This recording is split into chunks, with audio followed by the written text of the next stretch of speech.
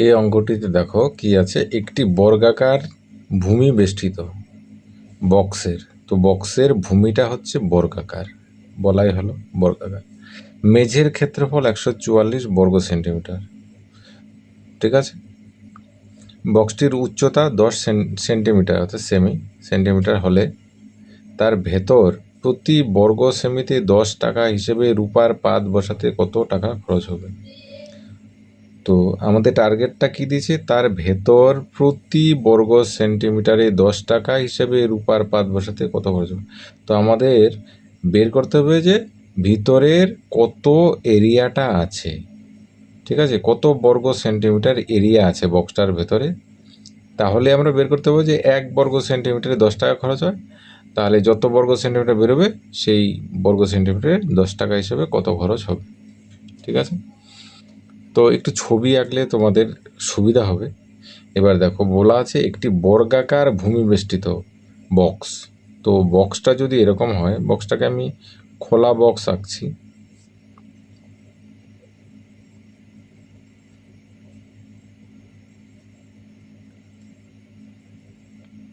প্রথমে বদ্ধ বক্সে আঁকলাম, কিন্তু এটা হচ্ছে পেছন দিকেরটা। তাহলে এই যে জিনিসটা আছে, এই যে অংশটা নিচের, এটা হচ্ছে বর্গাকার, ঠিক আছে। এটা একটা বক্স, এটা ভূমিটা হচ্ছে বর্গাকার, ঠিক আছে। তো এবার এটার ক্ষেত্রফল অর্থাৎ এই যে এরিয়াটা, এই এরিয়াটা হচ্ছে অর্থাৎ ক্ষেত্রফল 144 সেমি, ঠিক আছে। তাহলে দেখো এইটা যদি একটা এই ভূমিটা যদি বর্গক্ষেত্র হয় একটা, দেখো আমি এটাকে এইভাবে শুধু ভূমিটাকে বলছি, এইটা হচ্ছে ভূমিটা বলছে এটা হচ্ছে একটা বর্গক্ষেত্র। বর্গক্ষেত্র মানে কি, এই বাহুটা এই বাহুটা এই বাহুটা এই বাহুটা সমান, তাই তো। এটা যদি এক্স হয় এটাও এক্স হবে, এটাও এক্স হবে, এটাও এক্স হবে, অর্থাৎ 4টে বাহু সমান। তো আমরা কি জানি, বর্গক্ষেত্রের ক্ষেত্রফল হচ্ছে দৈর্ঘ্য গুণন প্রস্থ, অর্থাৎ দুটো যেহেতু সমান তাহলে এক্স গুণন এক্স হচ্ছে এর ক্ষেত্রফল, এটা সমান সমান হচ্ছে 144। তাহলে এক্স স্কোয়ার হচ্ছে এদিকে 144 মানে 12 স্কোয়ার, অর্থাৎ 12 আর 12 গুণন করলে 12 স্কোয়ার আমরা লিখতে পারি, 12 গুণন করলে 144 হয়, ঠিক আছে। তাহলে দুই দিক থেকে স্কোয়ার উঠে গেল রুটের সঙ্গে, তাহলে এক সমান সমান হচ্ছে 12, অর্থাৎ এই বাহুগুলোর মান হচ্ছে 12, এই বাহুগুলোর মান হচ্ছে প্রত্যেকটার 12, ঠিক আছে। তার মানে এইটাও 12, এইটাও 12, এইটাও 12, এইটাও 12। তো নিচের এগুলো যদি 12 হয়, নিচে বক্সের উপরটাও তো 12ই হবে, তাই না। এইটা 12 হবে, এইটা 12 হবে, এটাও 12 হবে, এটাও 12 হবে, ঠিক আছে। আচ্ছা, এবার বলছে বক্সটির উচ্চতা 10 সেন্টিমিটার হলে, উচ্চতা মানে এই যে উচ্চতাটা বক্সটা লম্বায় কতটুকু, এইগুলো হচ্ছে 10 সেন্টিমিটার, 10 এটা হচ্ছে 10, তার মানে এই দাগটাও কিন্তু হবে 10, ঠিক আছে। তো এবার দেখো আমাদের বের করতে হবে কি ভিতরের এরিয়াটা কতটুক। তো একটা বক্সের ভিতরে এরিয়া কতটুক কি হবে, দেখো নিচের একটা এই বর্গাকার জায়গা থাকবে যেটার ক্ষেত্রফল হচ্ছে 144 সেন্টিমিটার বলেই দিয়েছে। তো নিচের যে পোর্শনটা, সেম পোর্শন উপরের এই পোর্শনটাও তো একই থাকবে, তাই না। এই যে উপরের যে জায়গাটা, এই জায়গাটা এটাও সেম থাকবে, তাহলে এটাও হবে আরও 144 যোগ হবে এত সেন্টিমিটার হবে, অর্থাৎ নিচের ভূমিটা আর হচ্ছে উপরের যে জায়গাটা আছে সেটা হচ্ছে 144, এটাও 144, দুটো হয়ে গেল। এইবার বাকি হচ্ছে 4টা দেওয়াল, ঠিক আছে, বক্সের 4টা প্রান্ত, অর্থাৎ এটাকে যদি আমি খুলে দিই তাহলে কি হবে, এরকম একটা টুকরা বেরোবে, এই একটা, এই পাশটা ধরে নাও, তারপরে এইটা একটা টুকরা বেরোবে, আরেকটা টুকরা বেরোবে এরকম, ঠিক আছে, আরেকটা টুকরা বেরোবে, আচ্ছা এরকম 4টা টুকরা কিন্তু এরকম বের হবে, 1 2 3 4, এই 4টা টুকরা ভাঁজ করলে কিন্তু একটা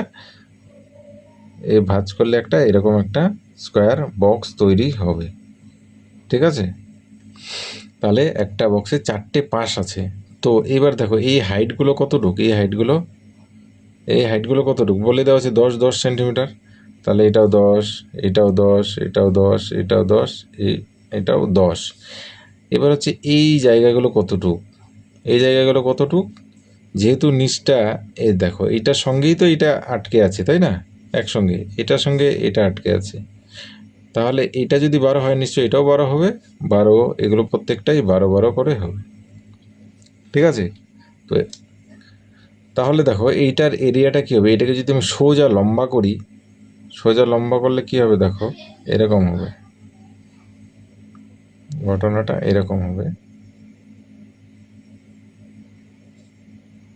একদম সমান এই 4টা টুকরা হবে, অর্থাৎ এগুলোর হাইট হবে 10, প্রত্যেকটার হবে 10, আর এগুলো হবে 12 এতটুক, আবার এখান থেকে এতটুক 12, এখান থেকে এতটুক 12, এখান থেকে এতটুক 12, এই 4টে ভাঁজই তো এগুলোর সঙ্গে লেগে আছে তাই না, নিচের বক্সের সঙ্গে উপরের বক্সের সঙ্গে হয়ে গেল।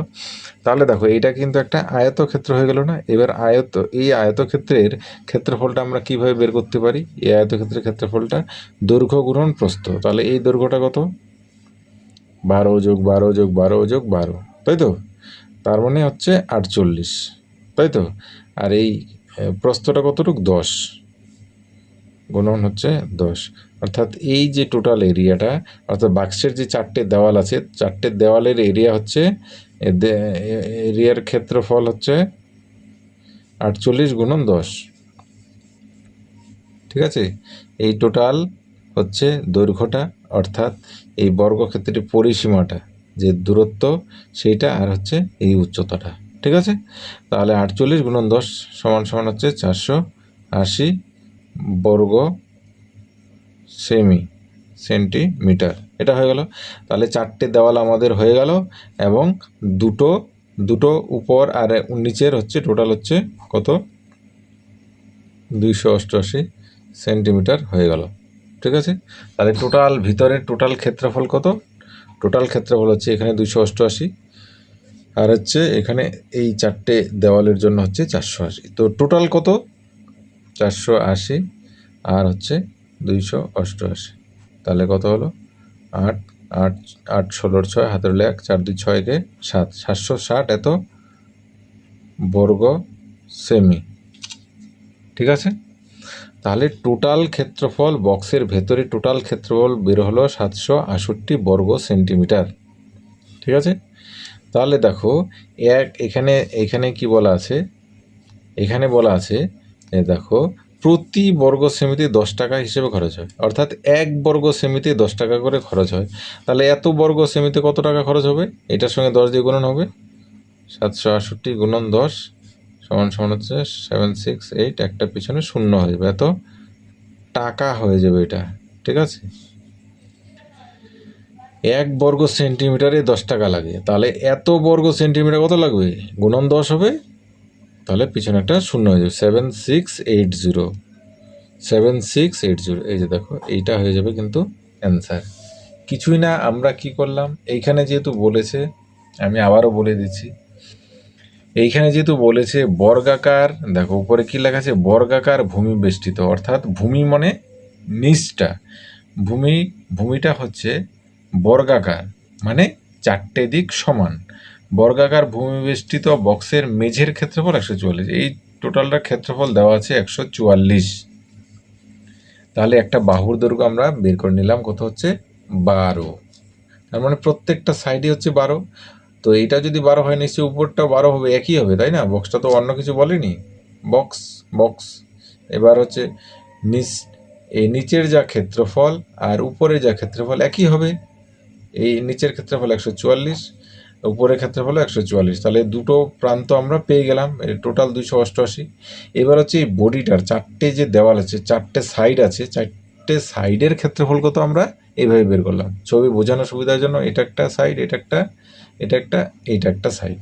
তো এইবার সাইডের এখানে বলে দিয়েছে যে বক্সটির উচ্চতা হচ্ছে 10 সেন্টিমিটার, তার মানে কি এই যে পাশগুলো আছে, ধারগুলো আছে, সেগুলো হচ্ছে প্রত্যেকটা হচ্ছে 10 সেন্টিমিটার, এখান থেকে এতটুকু, এখান থেকে এতটুকু 10 সেন্টিমিটার। তাই এইটাকে যদি আমি একটা বক্সকে যদি আমি খুলে লম্বা করে দিই তাহলে এরকম হবে, তাহলে এই লম্বাগুলো সবসময় 10 সেন্টিমিটার থাকবে। আর নিচের এই জায়গাগুলোর প্রত্যেকটা কি 12 থাকবে, 12 ধরে নাও কোনো একটা 4 কোণা বক্স আছে, সেটাকে যদি তুমি মিলিয়ে ধরো তখন কি হবে, নিচের যে বাহুটা আছে এটার সমান এটা 12 আছে, তাহলে এটাও 12 হবে, এটাও 12 হবে, এটাও 12 হবে। এটাকে আবার ভাঁজ করলে আবার আরেকটা বক্স তৈরি হয়ে যাবে সেম। ঠিক আছে, তাহলে এটা যখন আমি পেয়ে গেলাম, তো এইখানে আমার এই টোটাল জায়গাটার ক্ষেত্রফল কত, তাহলে এটার দৈর্ঘ্য গুণন প্রস্থ আমার হচ্ছে 10, আর হচ্ছে দৈর্ঘ্য কত, 12+12+12+12, 4 × 12 = 48, 48 হচ্ছে দৈর্ঘ্য, আর প্রস্থ হচ্ছে 10। তাহলে দৈর্ঘ্য আর প্রস্থ গুণ করলে 480 বর্গ সেন্টিমিটার, এই টোটাল এরিয়াটা আমার বেরিয়ে চলে আসলো।